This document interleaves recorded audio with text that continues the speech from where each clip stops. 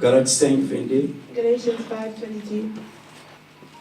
Kuna Bible est le fruit de l'esprit. There the Bible is talking to us about fruits of the Spirit. Bible. The Bible says.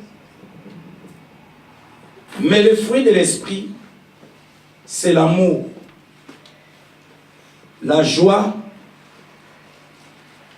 la paix, la patience, la bonté, la bénignité, la fidélité, la douceur, la tempérance. La loi n'est pas contre ces choses. Amen. Amen. Tokobanda bongo We will start na kote ya to preach mikolo etikali the days that are left, tope basande oyo koya the Sundays that will come. tokoteya sur le fruit de l'esprit. We will preach on the fruits of the Spirit. Bien-aimé, tozalaki bongo na Jean 15. Beloved, we were in John until maybe 7 or 8. Tobandaki kolobela We were talking about Jésus-Christ azoloba na bayekoli Jesus Christ when he was talking to the disciples. soki basatache na ye te If they don't attach themselves to him, moye babota fruit eza te. they cannot bear fruits. Toteyaki pendant 2 semaines We preached for 2 weeks sur l'attachement. on attachment. Toteyaki pendant 2 semaines We preached for comment les enfants on how children ndenge esengeli basattache na Jésus-Christ de Nazareth. to attach to Jesus Et Christ. tant que Jésus And as Jesus aza bongo nzoto ya nzete, is the body of the tree, cep na anglais na français, the vine, to mpe tronc d'arbre kaka na français. or the trunk. Na lingala tobengi yango nzoto ya nzete. In Lingala we call it what? Et nzoto ya nzete The body of the to mpe tree cep or the vine eza bongo partie principale ya nzete. is the principal part of the Tolobaki tree. ete We said nzete monene nango the great molai nango edependaka na height cep depends on the to mpe tree nzoto ya or the nzete. body of the tree. Soki nzete wana eza molai, If it's long, c'est que cep nango mpe eza that molai. means that the trunk is also Soki eza short. mokuse, If it's short, c'est que cep mpe that means eza the tree mokuse. is short. Amen, amen, amen. Amen. Voilà pourquoi That's why Bible elobi ete the Bible says soki if, etant que biso tozala babranche as we're talking about the ya branches nzete, of the tree, bitape ya nzete, the soki branches, tosangani te if we don't come na nzoto ya together nzete, in the body of the tree, mwaye tobota mbuma eza te. we cannot bear fruit. Alléluia. esengeli tobota mbuma We need to bear fruit etant que les enfants de Dieu. as children of God. Soki ozobota fruit te, If you're not bearing etant fruit, koza étape, as you're a child, Jésus te Jesus moto akolongola yo. is not the person Mais Yesu that you expliquait are. bien But Jesus na explained Jean 15 verset 2. in John alobi ete ntango ezobota fruit te, that the branches that are papa bearing fruit, akokata yango akolongola yango. the Father will come. Alors étape nyonso balongoli Every branch that they ekozala cut, su na vi te they ekokauka. will not have any life, Mais eza na ntina. but it has a use. Alléluia. Étape oyo ekatana A branch okaza that's te eza na cut, ntina te. don't think that it doesn't have a use. Amen. Eza na ntina. It has a use. Ntina nango nini? What is its use? Po babwaka yango na So moto. that they can burn it. Alléluia. Et moto nyonso to azobota bafruit te digne de la repentance. Who isn't bearing fruit, Okaza te kaza na ntina te. don't think that they use Ntina te it. ezali. They have a use Po abwakama na moto. to be thrown in the Voilà fire. pourquoi, That's étant que why, les enfants de Dieu, as children of esengeli God, tosala we makasi, need to be strong. esengeli totambola na mvua We nzambe, need to walk with the afin que ways of tobota God so mbuma. that we can bear fruit. mbuma oyo okobota, The fruits that you will bear, okobota yango ndenge nini? how will you bear them? Alléluia. Bafruit de l'esprit, The fruits of the Spirit, bamosusu others, ntango mosusu bazalaka na erreur, maybe they have bakanisaka mabe. they think wrong things. Alléluia.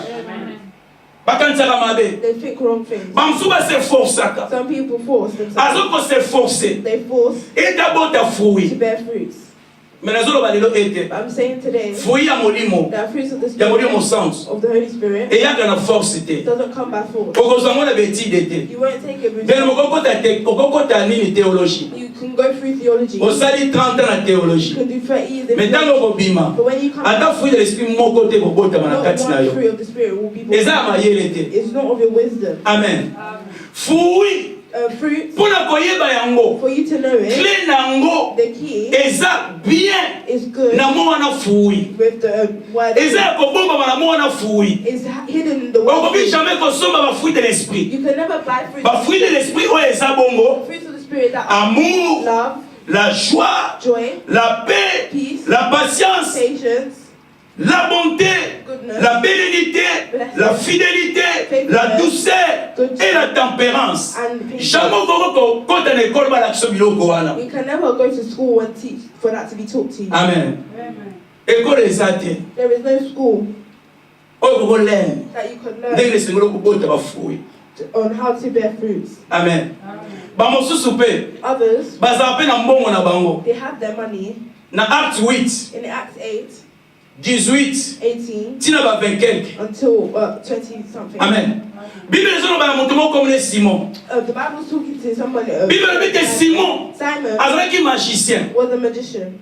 Amano kamusaba. He was surprising Na miracle. with miracles. Ba batali penda boye. People look Babi ah oza loboko and nzambe. say, this is the hand of God. Alléluia. Loboko nzambe. The hand of God. Est-ce que le peut tokamwa raté? Are we not surprised today? Et to kota raté na ba confusion. Do we not get into confusions? Alléluia. Bateli babi oh loboko nzambe. The people say that this is the hand of Bato God. babi te non, asala miracle loboko nzambe. People say no, they're doing works of Mais God. Bible lobi te But the Bible says tangu wana at that time Yesu sala miracle. he was doing miracles Amona boye to look Philippe at ekoteya. and Philip came to Philippe yoteya sango malamu. Philip came to Kaka na contre wana. Kote ya bandeki ko régner. near where he was reigning. Philippe ekoteya sango malamu. Philip came to preach the Tant gospel. Philippe ekoteya. When he came to preach, Bato bayambi Yesu. people accepted Ye Jesus. batali boye. He looked, Amoni makambo Philippe alosala. he saw the things that Philip was Habite doing. fran dimela He moto. said, no, I need to accept this person. Alléluia.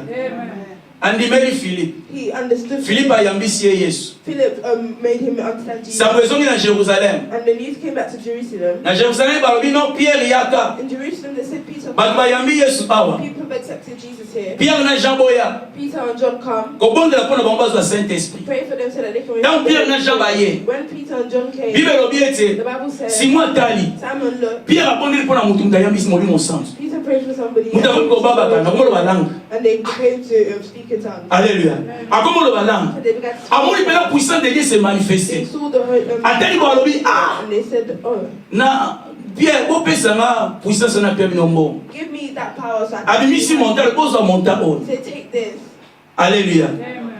Bozo monta bopesa nga puissance wana. Take this and I will give you Alléluia. power. Pierre alobi na ye. Peter said to him, Yozo kanza ete makambo ya Nzambe ezalaka na mbongo. you think that the things of God are for money. Kende kokufa na mbongo na yo. Go and die with your money. Alors Simon Simon, tellement kotaki na Yesu akotaki na kati na ye abongolaki motema. as he repented, Asengi Pierre pardon. he said, Abiyo moko bondela pona nga na kufa te. he said, pray for me Makambo so olobi that ekokosama te na kati ya so vina. that the things that you said don't Bible le Seigneur. But other than the Bato Lord, ebele a lot of people, baokanisa fruit de l'esprit. they think the Holy Napesa pasteur Spirit mbongo to give the pastor afin que nazwa fruit de so l'esprit. that I can get the fruit of the Spirit. Capacité ya kokima mabe. The capacity of Capacité ya kozala na joie na capacity esengo. of having happiness. Capacité ya kozala na bénédicité. The capacity Ya kozala bolingo. to be Basombaka yango they te. do not buy it. Badon de l'esprit. Okoki jamais kotia prix moko likolo na You yango. can never put a price. Okomopesa mutu lupango. You can give someone a home, Mais jamais kozwa badon de but l'esprit. you can never get. Okomokende école. You can go to Jamais school, kozwa badon de l'esprit. but you can't get the. Jamais kozwa fruit de l'esprit. You can never get the fruits of the Alléluia.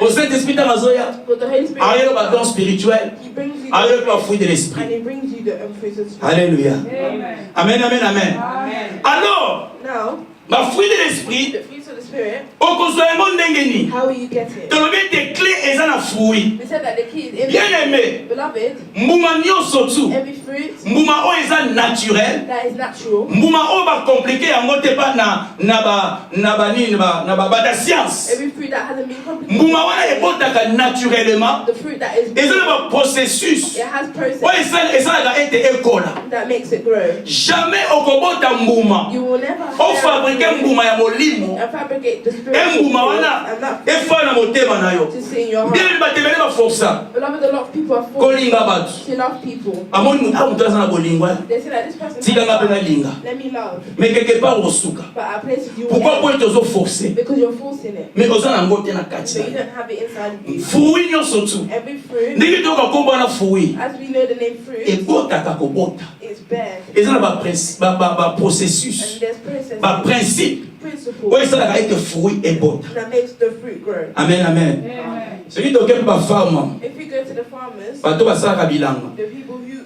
look after Tomona ndenge ni fruit ekolaka. you will see how the fruits are. Alléluia. Amen. Avant fruit ekola. Before the fruit grows, Ntango mosusu mpe ezalaka pasi. it's sometimes hard. Il faut babongisa na mabele. They need to put the ground, fix it. babongisi bien, They fix it well. batie mbuma, They put the fruit, fubanda kotia mai, and then you have to put water. po ete fruit ezwa.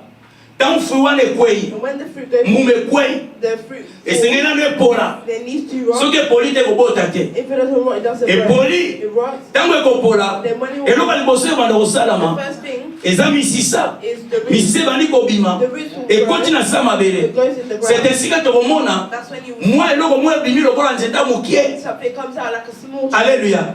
Eloko wana sikoyo nde yango esala ete fleur ebima. that will make the flower come C'est out. ainsi que fruit ebandi kozwa vie ezomata, That's when the fruit will grow. ezobota. It grows. Nangaloba ete I'm saying fruit de l'esprit a fruit of the spirit ebotamaka na kati ya mutu. it grows inside Bien-aimé. everybody. Beloved, Bien-aimé, mutu nyonso tu everybody oyo aza chrétien, who is a Christian, mokolo oyambaki Jésus-Christ de Nazareth, today you accepted Jesus, mokolo osalaki confession de la foi, today you confess eza mokolo wana oyo Saint-Esprit akotaki na kati na yo. that the Holy Spirit entered you. Liloba na Nzambe eza lokola mbuma The word of God is oyo like ekotaki na kati na a yo. seed that Sikoyo mbuma wana that seed, esengeli ekuta esika ya bien. it needs to find a good place. Yango Jésus aloba That's why Jesus said na lisolo ya semer, un semeur sorti pour semer. in the story of Mutu moko bimi mpona kobwaka koseme kokunda bambuma. someone went out Abwaki mosusu and he threw. nalingi te tokende kuna. I don't really want to go Mosu there. ekwei na nzela ya makasi. Others went through Mosu ekwei na highways. mabanga. Others went. Mosu ekwei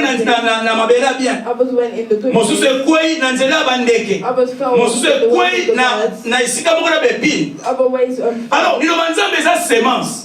the word of God is like a seed. Semence wana nde That seed, yango ekosala that's what will make ete yo obota mbuma, you bear the fruit. obota ba fruit de l'esprit. You bear the fruit of the Semence wana ekoti na kati na yo. That seed that Oyo eza liloba that is the soki word. ezwi esika If it's otikeli yango temps, You leave it time. esengaka patience, It needs patience. esengaka persévérance It asks for mpo liloba na perseverance Nzambe efanda so that the word ebanda of God kobota misisa, can bear fruit, ebanda kobima to grow, mpe ekoma loba fruit ebele. and to become a lot of fruit. Bien-aimé, Beloved, soki nzete eza mokie, if the tree, eza mokie moye bato bamona bi ezalaka te, people won't be able to see. me nzete nyonso tu oyo ekoli But every tree that has ekomi grown, monene it's becoming ebilisi makasa, and it should, ntango ekobimisa mbuma when it will nde come bato out, banda koya kolia mbuma that's wana, when people will come in. bandeke bakoya likolo ya mbuma wana Birds will come mpo na mbuma feke balia. to eat. Alleluya. Amen. Nzete The tree eza makambo ebele elakisaka. has a lot of things that it shows. Alleluya. Amen. Esengi tobota bafui. We need to bear fruit. Alors tango fui ekoti liloba Nzambe, When semence ekoti na kati na yo, it goes inside of you. tango eboti When it's grown, nde sikoyo that's when na patience oza nango, with the patience na that you espérance have, oza nango, with the experience nde that you ezokola have, malembe malembe. that's when it will grow. Me ntango mosusu bana Nzambe tozangaka But patience, sometimes as children of God, we don't have patience. tozala na tete totika liloba na Nzambe esala misala na yo. We don't let the work of God do its place. Liloba na Nzambe The word of totika na God, yango esika te ekabola. we don't let it have a space to split out. Liloba Nzambe totika yango esika te edivise elongola esala division na makambo mabe. We don't give the Holy Spirit Na kati ya vie na yo. time to separate that. Totika liloba na Nzambe te parfois esala biso ba pansement. We don't let give the work of God time to So mitali If you look, tango mona ete non mikolo if you see that vie na nga chrétien eza bien my te. Christian life isn't good, O comprendre ete you understand. Saint-Esprit alobelaka yo. The Holy Spirit will speak to you. Na même temps Saint-Esprit azolobela yo, At the same time, the Holy Spirit is speaking to eza you. mpe na voix mosusu ezolobela yo. There's a voice that is talking Ebeta makambo wana kara. that you ignore. Makambo wana kolanda yango te. Those things don't Continue na bachemin na yo ya mabe. continue with your bad ways. C'est ainsi que That's when tozotika te we're not let Saint-Esprit the Holy Spirit azwa esika to have a place. embuma na Nzambe wana ekoti And the fruit of na God, kati na semence wana that seed, ekoki kokola te sans Saint-Esprit. it cannot grow. Ntango liloba ekoti na kati eza semence, When it goes inside of you, Saint-Esprit mpe akokota the Holy Spirit will also afin ke aede semence wana ekoma nzete. to help that seed become a plant. Esengi tokoma banzete. We need to become plants. Alléluia. Amen. Nga na expérience na nango With my experience, bana botama since I've been born, namona semence moko to baloni I've seen a seed that they have. etikali kaka semence It's just lobake bakalingaki yango deja lokola nde tokalinga nguba. remember they're already buying. Nguba bakalinga jamais ebotaka. It never grows. Alléluia. Amen. Mais oh, ça maintenant nguba propre. Naturel. Natural. So ba tchamo na mabele. If they put it in the Après ground, quelques semaines, quelques jours. after days, Au goût d'amé boti. you'll see and it will grow. Et bimi pena. It will grow. Il y a des lois à sémence nyonso. That is the law of all seeds. Il a nzambe take sémence. As the word of God is, Tant que continue à kata motema na when moto. it goes inside of the heart of somebody, Tolobe que faut ça ba pansement. we said that it needs to, Il faut kabola makamba mabe. it needs to split away bad Et things, kabola ba caractère ba bichi. to split habits, Et kabola même na bato mabe. even with bad people Na libanda. outside. Et banda na kati bongisi. It starts from the Après inside, bibi libanda ko ko bongisa libanda. and then it goes outside. Amen amen amen. Saint-Esprit de Dieu. The Holy Spirit of God, Yende mutakoli sakaliloba na kati na biso. He is the one that makes our hearts grow. Amen. Dans le fruit de l'esprit. We're talking about the fruits of the Spirit. It grows Himself. Na kati na yo faut bota. It needs to grow. Yosko faut tikela mwesika. You need to give it a place Avec bota. so that it can grow. Donc clé eza na kati wana fruit. The key is inside the word fruit. Et vous comprenez que c'est l'esprit de Dieu. You understand that it's the Spirit of God Mutaosala ete lilobe kota. that makes the word go Ekola. and grow Na kati na biso. inside the Eko word manzete. to become a plant. Soko ndimi Yesu. If you accept, Amen. Yango moni banda o yamba Yesu. but since the Emo day pesa you Yesu accepted esika. Jesus, you have given God a place. Makamabe ekoma okima wasko sala mote. Bad things have run away and you can't. Pourquoi see pote them sema sone ko na kati fele bota isa misala na yango. because the word of God has had a place. Alléluia. Nani mokonzi? Yes. Voilà pourquoi That's why na Jean 15 wana totangaki 4 à 7. in John 15:47, Jésus azoloba Jesus is saying, bon demeurer, you need to stay, bon s'attacher na nga, pe bon demeurer. you need to dwell and attach. Bien aimé le Seigneur, Beloved in the Lord, attachement, attachment eza bien toloba que eza amour. is good. We said that. Attachement, eza signe ya alliance. is the sign of Tolobe mo covenant. lisusu. We said Mobali akotika baboti na ye. the man will Akosanga na mwasi kwa koma moto and moko. go together with Siko the Jésus man. azoloba, Jesus is to saying s'attacher na we ye need to attach afin que tobota mbuma. so that we can Attachement, bear fruits. eza Attachment kolanda te. is for us to Mutu azolanda mutu. Soki azattaché te, if they're not quelque part okima mutu wana. at places you'll run away. Juda atikaki bango. Judah left them.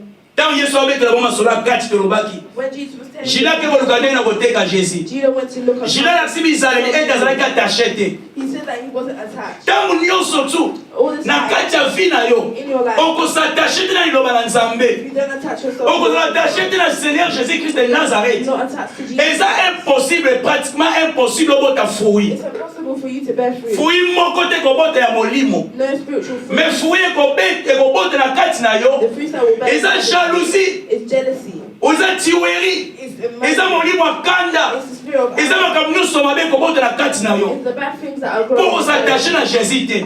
Mais ntango osattaché, But when you're au attached, contraire, biloko au contraire nde ekobota. the things against you, Okobota bolingo, okobota joie, you will bear la patience, la bénédiction. and blessings. biloko okobota yango ya malamu. Those are the things that you will bear. Et moto nyonso aza attaché, Everybody who's attached aza mpe moto azodemere. is someone who also stays. Amen. Nakoko demere te soki na attaché te. I cannot stay if I'm not attached. Demere nikoloba kotikala. Dwell means to stay, Alléluia. Kotikala, to stay, kozala, to be, koumela, to ensemble, belong demere. together. Donc soki na s'attaché, If I'm attached, nakangami na mutu, I'm nde na together with someone, kodemere. and that's when I will dwell. Amen, amen, amen. Gloire à Jésus. Na mokande ya Rite, In the book of Ruth, Rite 1, 14 à 18. Ruth 1:14, Bible ezobetela biso the Bible is telling us lisolo ya Rite. the story of Ruth. Eza lisolo ya Naomi na Rite. It's the story of Naomi and Ruth. Bible elobi ete The Bible says Naomi azalaki na bana mibale mobali ya Naomi mibali. had 2 sons. Ntango bakei na Moab, When they went, azalaki na mobali na ye. he was with his husband. Ntango bakei ndenge tovoyageaka, As we travel, tolobi tolongola kisa toke vive na Congo Brazzaville. we left Kinshasa and went to Brazzaville, Obe tolongola kisa toke vive na Angola. or to leave Kinshasa and go to Angola. Papa na mama na bana bango mibale. The mother and father and his 2 children, Bake mobengo bake kovive na mboka mosusu they na went Moab. to live in another country. Ntango bakomi kuna, When they got there, malheur frappé bango. bad things came Papa to them. kufi. The dad died. Naomi atikali monzemba, babi wa monzemba. Naomi was Amen. single. Atikali ye moko single. He was she was single. Alors, au lieu que ça n'a bongo, instead of them being a bouffé le moine et boss. he lost it. She lost her Aye beaucoup first flasu moi na mi child, balé. and then she lost her second Entre child. temps bana na babala qui déjà na Moab. At the time they were already married. Moko balaki Ruf. One of them married Ruth, Moko je crois comment ça Orpa. and the other married someone like Orpah. Alléluia. Alors, tant mi balé na ba kufi. When they both died, Basi mi balé ba tikali ba likomba. the two wives became widows. Siko Naomi atikali na basi abana mi balé. Naomi stayed with the two Naomi oki samwete na Congo mboke bongi. Naomi heard that in the country Hallelujah. it was good. Sala ete Naomi asa Congolese. Say if Naomi was Congolese. Bakendaki peut-être le na Gabon. Let's say they went to Au passe ezalaki na kata Congo. because there was hardship. Mais siko baoki samwete no Congo bongi. That Congo is well. Naomi alobi. Naomi said, Esiki na zonga po ete nzamba pamboli. I need to go because God has blessed. Naomi ezalaki na Jérusalem. Naomi was in Jerusalem. Azonga na Jérusalem po ete nzamba pamboli. Abima na Moab azonga. Back and go back to her country. Alors, atali basi ya bana ye, ba pauvre bana ye. And the wives of his Abila bango tala. and she said, Nga na kombe ya mukolo. I'm already old. Nakobala lisute. I will not get Nakobota married lisute. anymore. I will not give birth Bosonga. anymore. You go Et pas parents na bino. to your parents. Bobana na bimbale basi wana. Because the two Bazaki children, ba Moabite. they were from Moab. Ba bosonga bandaka papa na mama bino. You go back to your homes. So kuna sala kata jeune. If I was young, Na koza la mwa na espoir ke na kobota na kobala na kobota. I'll have to Msabo zela bana ana. so that you can wait for Msaba koma the mbali na bino. to become your. Mais âge na komi na yango c'est impossible. But at the age you Allez, bosso. it's impossible. So you go Ba parents na bino. to your parents. Amen. Dolo bela fui. We're talking about the fruits. Tobo tambuma. Alléluia. Dolo bela We're attachement. talking about attachment. Dolo ba ko We're demere. talking about dwelling. Alors, Naomi a bondeli bango bosonga. Naomi pleaded them to. Bible lobi ete. The Bible says Na premier temps baboyaki. at the first time they said Naomi a no, insisté. Naomi insisted. Bible lobi ete. Tangu Naomi a insisté. When Naomi insisted, Orpa Orpah atali Naomi. looked at Naomi. Na kati ne je crois bilobelaki ete Naomi aza na raison. Inside of Ah, comme her, les Jacob. she has Espoir ezate. There is no Nga nano hope. ni jeune. I'm young. Alléluia. Na kosattache na ye kino wapi. Where can I attach Na to? kokende na ye wapi. Where will I go? Bible le Seigneur. Parfois ba fi na biso. A lot of times in our Biloko life, mosusu. something Nzambe azotinda yo osattache na yango. God is asking you. Mais yo to attach. otali apparence ya eloko. But you look at the. Otali apparence ya église. You look at the. Otali apparence ya moto azokamba église. Olobi nga alingaka ya monene. And you say that I like big. Nga alingaka oloba français ya GGGG. I like people. Olobi te nga alingaka moto anglais ya makasi. I like people who. Otali moke olobi non. Na kosattache te. I will not attach myself. Eloko eza te. There is nothing. Image ya Orpa. Orpa te olobi Naomi asa koli déjà. Where they already are. Espoir eza te. Nanga loba ete. Ntango mosusu. Nzambe asalaka. Makambo kokamwa na biloko ezanga ntina. Good things that. Alléluia. Nzambe asalaka. Ntango mosusu. Na biloko omoni te no espoir eza te. Things that you think. Nga pene na suki. I'm ending. Awa pena eloko eza te. There's nothing to do. Omonaka Nzambe asali makambo. But God will do something. Makambo ekamusi bato. The people that are surprised about it. Nani mokonzi? Yes. Tolobela attachement. We're talking about attachment. Kodemere. To dwell. Pona kobota bafui. To bear fruits. Amen. So demere te. If you do not dwell, Ndenge okobota mbuma. how will you bear fruit? Soki ofandi te na sa makolo ya Jésus. If you don't sit beneath Ndenge okobota of mbuma. God, how will Soki you bear oyoki fruit? te na voix du Saint-Esprit oyo ezotambusa yo. If you don't listen to the Ndenge of okobota God, mbuma. how will you bear fruits? Oza lokola Kaini. You will be like Amen. Mon pépé. a wind. Allez, amen. Cain, Cain. The spirit of Cain. Mon pépé. The spirit. Oza kuna, oza kote, oza kuna. You're everywhere. Alléluia.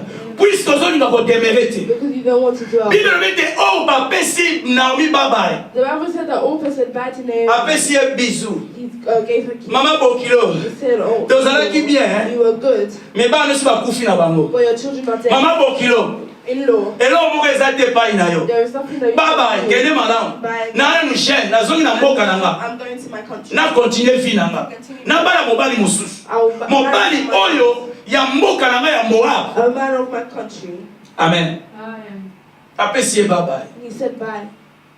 Pour amoni vele de no nani na mela sone lord. Because he said that Naomi has nothing to do anymore. Mais tozomona moko. But we see Comme on est ouf. The child is called Ruth. Ruth. Ruth. Naomi kende. Naomi said go. Monica pesinga bisou akei. But the other went. Ebongo yo. Now you. Mufatali abiko presenga. You said, don't force me. Kotindi kangate. Don't push me. Hallelujah. Kotindi kangate. Don't push me. Amen. Kotindi kangate. Don't push me. Epa yo kokende. Where you go, Ngana kokende. I will go. Mboka na yo. Your country Ekoma pe mboka nanga. will become my country. Hallelujah. Attachment. Attachment. Kodemere. To dwell. Amen. Oriko s'attacher te sans kodemere. You cannot attach without dwelling. Oriko demere te You cannot sans qu'on s'attache. without being attached. C'est pratiquement impossible. It's impossible. Là où tu iras jurer, et pas yo kena bokende. Where you will go, I will Peuple na yo, Your ba okoma pe ba people peuple na will nga. become my people. Bien aimé, t'as l'attachement. Beloved, look at the attachment. Rita ngano ba ete, Ruth is saying, même bana na yo ba kufi déjà. even if your children are dead, Ngana okangama na yo. but I will stay with you. Nayebi bolamu eza na kati na yo Naomi. I know the good things I Ndenge no ba ne ko traiter nga. the ways that you're treating me. Même bana na yo ba kufi. Even if your children are Amour ya nga na yo. dead, the love of me and you, Eza makasi. they are good. Koleka bana po bana si ba kufi. Because the children are Koleka dead. circonstance. More than the Bébé le Seigneur, circumstances. Beloved, est-ce que bato bazali are people ba here s'attacher na Jésus, who can attach to Jesus, ba demeurer na Jésus, to dwell with Jesus, même ba circonstance eye. even if circumstances are there?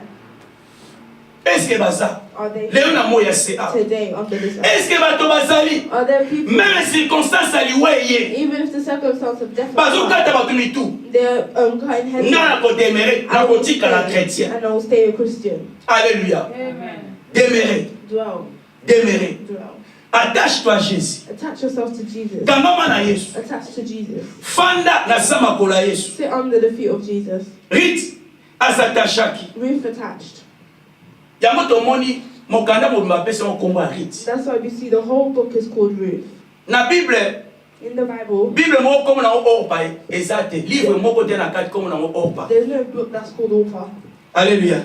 Po Orpa pesa ki baba. Because Orpah said goodbye. Moto nyonso to ko pesa baba na Jésus Christ. Everybody who will say bye to Quelle que Jesus, soit circonstance, whatever circumstance, au pesi Jésus baba. say bye to Jesus. Bible le Seigneur. Beloved in the Lord, Kombo ne ko komate na buku abomo. your name will not be written. Même in komama the ke book of kozala life. effacé. Even if it was written, it will be rubbed out. Ndeko moko akendaka lola balakisa ye. Somebody who went to heaven, Balobi te bakombo mpe ezoko efasami. they said that there are names. Bakomaki rubbed kombo out. a Didier. They said they put the name. Didier of his name, asattaché te, and he didn't ademere te. attach, he didn't dwell. Balongoli kombo na They ye. removed his name. Baefase They yango. rubbed out his name. Kombo na eza lisusu His te. name is not there. Didier anymore. ayebaki te kombo na ngai eza na lola. Didier knew that his name was Or in heaven, aboyi kosattache kino na suka. but he didn't want to. Aboyi kodemere kino na suka. He didn't want to attach. C'est ainsi que kombo se elongwa. That's why the name. Alors bato lokola ba Didier wana. People like Oyo tozoloba ete that were talking about asatachaki asedetachaki you detached lokola yourself. Jida Like Jesus. nde sikoyo ye azovivre azokanisaka naza na kati ya buku na bomoi nzambe esa komanga or kombo esi elongwa c'est ainsi que na suka ntango akoya ntango bato mosusu bakose présente When people will present ntango themselves, teta kose présente ntango rita kose présente ntango mama rita kose présente mama vera kose présente Didier mpe akoya azokuwa na mutu na ye ete kombo na ngai se komama or esi abebisa baefasa kombo na ye c'est ainsi que bible lobi jeza koloba na yebi yo te you will say, I do not know you. Didier banda koloba And did you say, oh, c'est na teyaki yo l'église but I preached. na priaki mpe mpo na bato I prayed for people, mais kombo na yo but your name, eza te alléluia pourquoi po demeraki te because you didn't. image ya Orpa The image of Orpah apesi babai said bye. kopesa jésus babai te Don't say bye to Jesus. na oconseille yo I'm advising you mpona kobota mbuma to bear oza fruit. na posa jésus kodemere You need to stay. kosattache You need to stay afe kobota mbuma to bear fruits. lelo totanga livre mo bakomba rite Today we're reading the whole book, which is called Ruth, alléluia Amen. po asatachaki na naomi because she attached bokilo na ye to her in-law. quel que soit espoir ezalaki te na miso ya motu Even if there was no hope. mais soki olandi lisolo But if you follow azwaki mobali ya bien ya she mvwama had a good husband, alléluia Amen. azwaki mobali ya kitoko a good husband. kosattache eza bien To attach is good. alléluia bato ebele babanda makambo People have started things. Par image à Judas. The images of Et Jesus. va comme quelque part par They Catane. come to a place and they've cut off. D'abord Judas Cuts off. a mis qui singa. And that's why Judah hanged himself. A dit Dieu mikaki. He hanged himself. Bien aimé, Jean 15. John 15. Et ça m'a comme que belé. There are a lot Oh, on fond là, on retient wow. of things that you could say, wow. Alléluia. Et ça verset moi qui toque. There's a really nice verse. Jean 15, 1. Si qu'on a placé sur le bas démérer. John 15. Ah oui, ceux qui vont s'attacher à la main, vont cocater, vont botter un moment. He said, if you're not attached to me, you will. Tout le monde dit que Judas a botaki. Pourquoi s'attacher à Jésus? They knew that what fruits that Judah bear because he didn't Liwa, attach amen. himself. Amitiaki, singa. He hanged himself. Mais Azara yé moko to asala ki mabe. But he was not the only person that done wrong. Ce qui ont dit Pierre pas wangana bi Jésus. Peter also denied Jesus. Mais Pierre mi boma quitté. But Peter didn't kill himself. Alléluia. Ami boma quitté. He didn't kill himself. Pourquoi pour Pierre azalaki? Because Peter Na was, Jean 15, 1. in John 15:1, Pierre azalaki. Peter, Mais Judas azalaki quitté. but Judah wasn't there. Mais après ba monus basala ki mabe. But all of them who done wrong, Judas teki Jésus. Pierre a wangani Jésus. Peter denied Jesus. Mais Pierre abiki. But Peter was saved. Pierre a tei lo banzambe. Peter preached the word. Kombo of de God. monani awa. His name was being shown. Mais Judas a kufaki. But Judah died. Tozo la différence à ko démérer. See the difference of Nani lo banzambe. in the word of Ko God. démérer na Jésus-Christ de Nazareth. To dwell to Jesus. Amen. Donc ko démérer. We will tell. Puisque ceux qui te démérer te. Because if you do not Et dwell, ça na makambo ko ya ekinisa biso ni boswa nzambe. there are things that can come and can remove us Ceux from qui te God. démérer te. If you do not Jamais dwell, to kobota ba mbuma. we can never bear fruits. Amen. Et ceux qui te démérer na Jésus. And if you go with N'est-ce qu'au Jesus, Saint-Esprit, that's when the Holy lokolo Spirit, eza mosala na ye, as is His word, po biso tokola, for you to et tant que grow, toa semence, as with the seed, tokoma nzete, to be the nzete tree, oyo ezobima, the tree that is nzete oyo ezokola, the tree that is eza growing, mosala ya Saint-Esprit, is the work of the Holy Spirit. akoinfluence biso. He will influence us. Saint-Esprit na kati ya vie na The yo, Holy Spirit in your life, akoinfluence yo kaka na domaine moko te, not in just one mais way, akoinfluence na badomaine nyonso but will tu. influence you in all ways. Na kati, Inside, akoinfluence yo. He will influence Na you. libanda, Outside, akoinfluence He will yo. influence you. Alléluia. Aotika domaine moko te. He will not leave one. Non. Moto ayambi Jésus. Somebody who is A influencaka nyonso tu. influence you Nyonso tu faut échanger. Moi mon sang. has to change. Amen. Il faut te changer. We need to change. Et moi mon sang tu wana. The Holy Spirit, Tango influencer yo. when it influences you, Seulement c'est qu'on les pousser. the Holy Spirit pushes Pour que cet esprit azo ko aider yo. because the Holy Spirit is helping. Et tango ozo bote tant que nzete. And as you're growing as Osuka na kobota te. you will not stop by growing, Mais oko commence oko bimisa bambuma. but you will grow fruit Na saison na yango. in the season Pour être because ozalaki semence. you were a seed. Okomi nzete okoli. You became a plant, Étape isiko kobimisa bambuma ekoki. and the stage of E bearing bambuma oyo kobimisa. and the fruit that you Eza have n'importe quel mbuma te. is not what Eza bambuma molimo. is the fruit of the Nde yango Spirit. oyo kobimisa. Those are what will come. Amen. Ezinge tobota bambuma. We need to bear fruit. Totikaka ndenge wana te. You can't just stay like this. Ndenge tozalaki. Non. Soki oyambi Jésus faut changement ekota. If you accept Jesus, change Na bomoi na yo. in your life, Même pas ba camarade. even to your friends. Bamona moto pe na mona changer. That this person has really changed. Makambo so wana osepela omona bayeli yo bokimi. The things that you what used to be happy with, and Même now- koloba na yo. even the way you speak. Nga na yebi bakankala. I know a long time ago, Bakamarade mosusu bande okima. other friends were running. Babi aso toke kuna oteya biso. They said if you go there, he will preach. Vome totika na biso. Totika ye na bamakambo na oteya wana. We need to leave him with these things. Amen. O ba frère, ta lipapa ta. Look at the brother. Amen. Ango seri wana. In that series, O mapape tokoka frère. my the shoes were ripped. Obeta makolo. That you're walking. Toke dia na basana. We'll go to preach at different places Na ba wenzi. in the markets. Na ba tata ba frère ta. And look, Na Bible le nsali peka. with the Bible under Ba frère so ba your mo okima biso. people used to Ba run, camarade. friends O tono sa ba viva. that we were. Babi oteya biso. And then he would preach. Biso na posa osakana. We want to play Amen. Donc pourquoi pour Jésus koti? because Jesus Et c'est qu'il a influencé dans ma camouillon surtout. you with these things. Et tant que ce qu'on va fruit de banda And kobima. when the fruits come out, Fruit ya liboso. the first fruit Yango tobengi yango we call it amour. the love. Amour est sa première fruit. The love is the first fruit Oh mwana nzamba esengeli abota. that the child of God needs to bear. Amour, bien aimé, dès que le père sombre en côté na wensi. Love, as you said, that it cannot be bought. Oko se forcer de pauling en mutu. You cannot force yourself to love somebody. Est-ce que ça a déjà expérience quoi? Have you already had that experience? Oling en mutu mo. You want to love somebody, Oko se forcer. but you're trying to force yourself. Momo no peut mettre à poto. But then you just can't.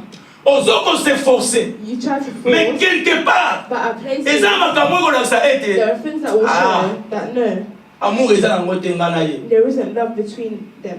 Amen. Amour est un fruit au second de la katina yo. Love is a fruit that needs to be born inside of you. Qu'est-ce que l'amour? What is love? Bolingo eza nini? What is love? Ce qui te tell amour, mo oyo amour. If you look at the word love, Première chose, the first thing eza été Bible zo bana biso. the Bible says to us, Nzambe aza amour. God is love. Nzambe aza amour, God is love, pe amour eza Nzambe. and love is God, Vice versa. vice versa. Amen. Na Jean 4 toza lisolo ya la femme In John 4, samaritaine. we're talking about is the story about the Samaritan woman. Bible lobete mwasi wana The Bible says that the woman azwaki mibali. had a Jésus révélaki and Jesus revealed vie na ye. her life. Jésus asengi ye mai. And Jesus asked her Moi to sois water, déclaré bien. and the water Ete ngai na bino, biso na bino. Biso ba samaritain na biso bino ba chief. us Samaritans, Toza na relation moko te. we don't have a relationship. Eli koloba ete It means toza na amour te. we don't have love. Toza na bomoko te. We're not together. Alléluia. La femme samaritaine lui dit, comment toi qui es juif me demandes-tu à boire à moi qui suis une femme samaritaine? Les juifs en effet n'ont pas de relation avec les samaritains. Yesu alobi na ye ete Jesus said to him, soki okomprenaka don ya Nzambe, if you understand the gift of soki God, oyebaka mabombami na if Nzambe, you know the Lord yo of ndo nga God, tosenga na mai. you should have asked me for water. Alléluia. Yesu alobi ete ye mutu azalaki na mai esenga epai na He ye. said he had the Mais water pourquoi to Jésus ask. azosenga mwasi Why oyo? is Jesus asking this woman? Jésus ayebaki ete Jesus knew mwasi oyo tana na ye ekoki. that this woman's time was up. Tana ekoki This time was up ya bolingo na Nzambe for the love of God ese manifeste na kati ya vie na to ye. manifest in her life. E alobi na ye ete And he said to him, yo mai yango kopesa nga okozwa ngo wapi? Alobi na Jésus. the water that you will give to me, where will you get it? Yeah. La femme lui dit, Seigneur, donne-moi cette eau afin que je n'aie plus soif. Moi, ça alobi na lisusu. The woman said, Pesa nga mai wana afin que bandali ona azala su na soif te. give me that water so I can Pesa nga mai. Give me Alléluia. water. Mai oyo Jésus azoloba na ye The water that Jesus was ezalaki saying mai normale te. is not normal water. Mai oyo Jésus azoloba na mwasi oyo The water that Jesus was talking about eza bolingo na Nzambe oyo esengeli epesa mwasi wana vie. is the love of God. Bon, Bible elobi na Jean 3:16. But the Bible says, Nzambe alingaki mokili. Jesus loved Voilà us. pourquoi apesi mwana na ye That's why he gave his child afin que akoyamba mwana na ye azwa bomoi. to accept his child. Ntango Yesu aloba mai, And when Jesus toyebi ete said mai he said eza water subsistance oyo epesaka bato vie. that gives people life. Alléluia.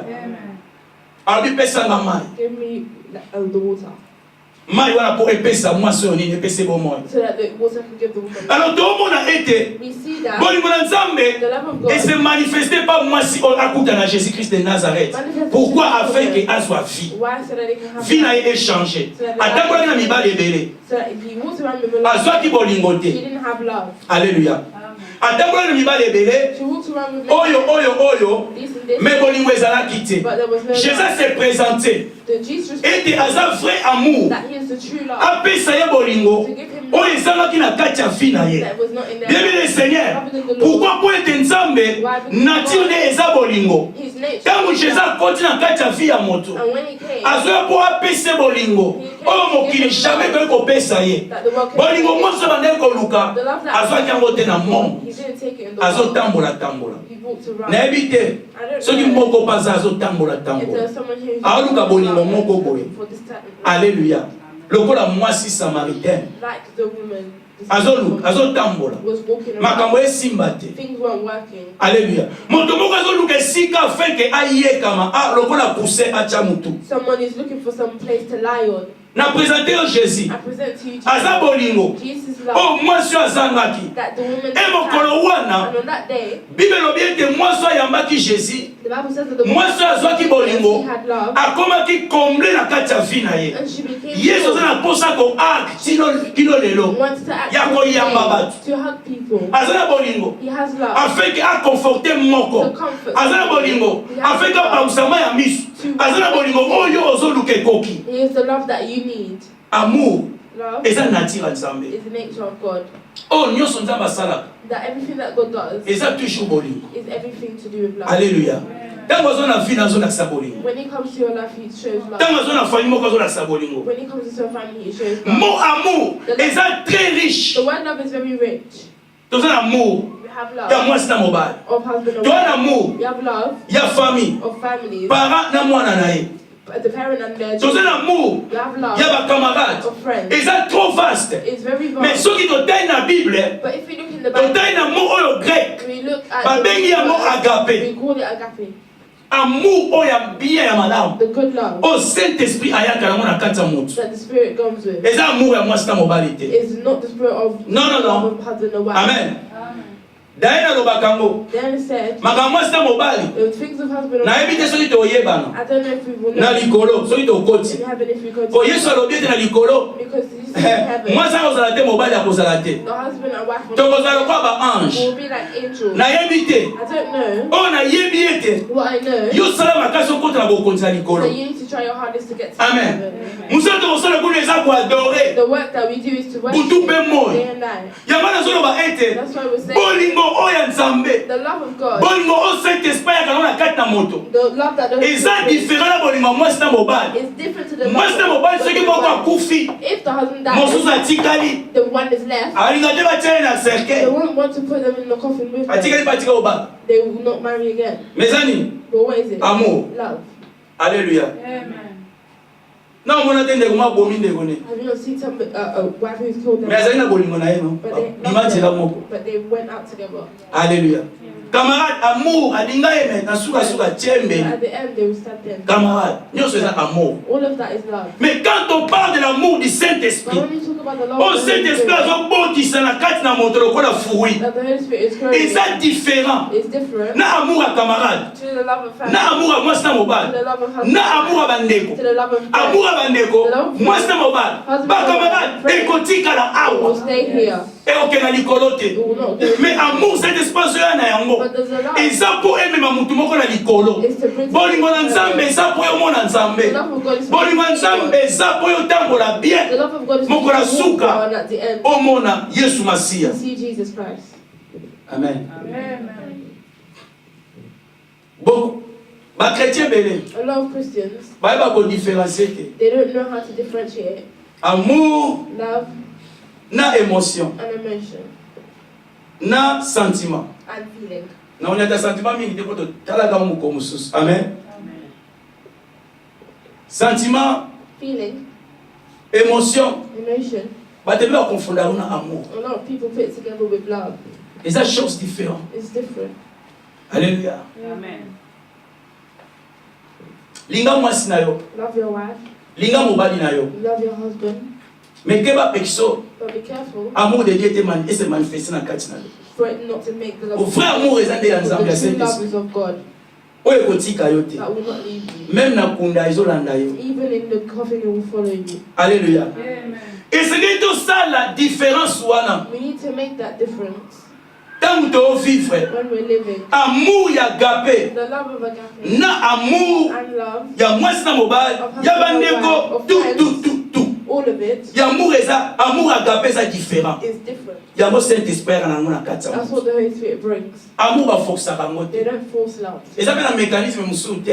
They're not meant Ofabrique amour to fabricate oyo love. eza bongo agape. That is agape. Mais amour agape But the love eza bongo eyaka na kati ya motema na moto. comes in the heart, Epusaka na kati ya motema na moto. pushes in the heart.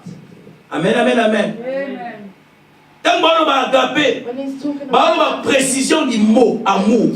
the position of the word love, Saint-Esprit aplantaka ngo na kati ya moto. the Holy Spirit plants it inside. Amour eza choix. Love is the choice. Choix oyo moto akoki kosala The choice that somebody ya kolinga moninga. to love. Amen. Amen. choix. The choice Il faut que tu aies needs to come inside of ya you olinga moninga. to love another. Choix. The choice Ya kolinga nzambe. to love God. Choix. The choice Ya kolinga Jésus. to love Jesus. Natanga Bible. I've read the Bible. Na ebite soki eza. I don't know if it's here, Mais na moni sika moko te balobi ete Yesu a forcé mutu moko andima ye. but I haven't seen a place where Jesus has forced someone to accept it. Amen. Nzambe a forcé mutu te. Jesus doesn't force anybody. Ya ontolobe ete amour eza choix. That's why we said that love is a Ya kolinga choice. nzambe. To love God. Ya komipesa epa nzambe. To give themselves to Eza God. choix po euta na kati na mutu. It's a choice to enter you. Ya kolinga baninga. To love others people. Alléluia. Nani mokonzi? Yes.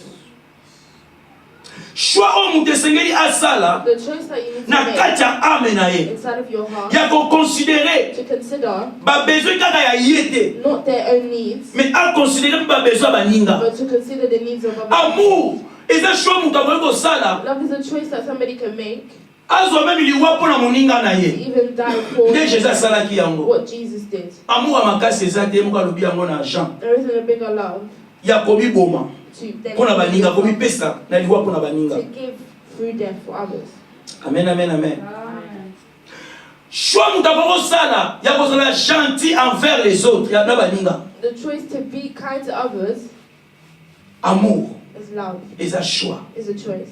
Et amour And love eza the biggest word. is the biggest word. Hein? Momo kwa munene na kati ya Bible eza The amour. biggest word in the Bible, which is love.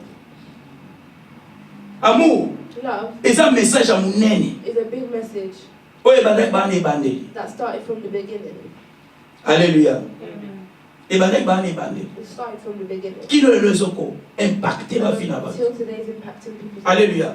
Banda eno toyeba ete From today, we need to know amour esengeli ekola na kati na yo. that love needs to grow inside of you. Ekola malembe To malembe. grow slowly. Eyaka teke yaka mbala moko boum. It doesn't come Mais straight faut away. osalaka choix But you need to take the ya choice. kozala malamu. Faut osalaka choix ne euta na kati ya ame na yo. That choice needs Na to kati ya esprit na be yo. inside of your spirit. Alléluia.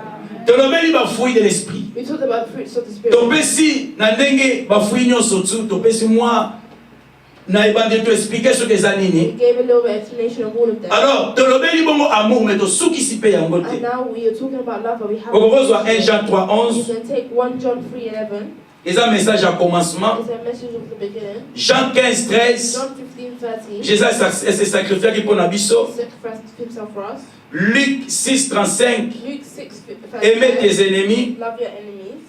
Amour eza propre caractère ya chrétien. Love is the character of a Christian. 1 Corinthiens 13 1 Corinthians 1 à 13. 13. 1 to 13. Je crois que Suki awa. I think this is where we Donc will continue dimanche we prochain. will continue next week. Nzamba pambola May biso. God bless us.